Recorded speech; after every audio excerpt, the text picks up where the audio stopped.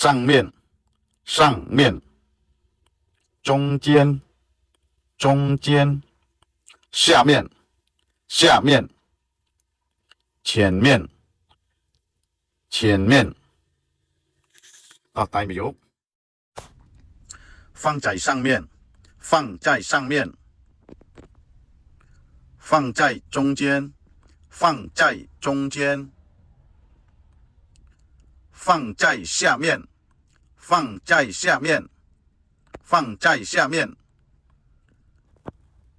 他在前面，他在前面。បាទទាំងអស់គ្នាដោយសារតែយើងអានជាស៊ីងខ្មែរគឺយើងអត់ដឹងថា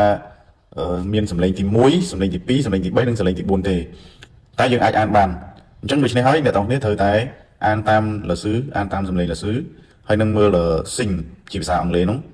គឺមានសម្លេងលើកដាក់ឡើងចុះអញ្ចឹងទៅសម្លេងទី1សម្លេងទី2សម្លេងទី3និងសម្លេងទី4អញ្ចឹងនៅខាងនេះមានអក្សរហ្វាំងហើយនិងអក្សរចៃអក្សរហ្វាំងហ្នឹងគឺប្រែថា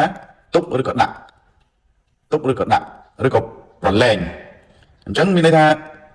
这个东西ហ្នឹងអីវ៉ាន់នេះហ្វាំងចៃណាលីហ្នឹងឯណាចៃហ្នឹងនៅហ្វាំងដាក់ឬទុកអញ្ចឹងមានន័យថា这个东西放在哪里តើអីវ៉ាន់នេះទុកនៅឯណាអញ្ចឹងយើងអាចឆ្លើយមកថា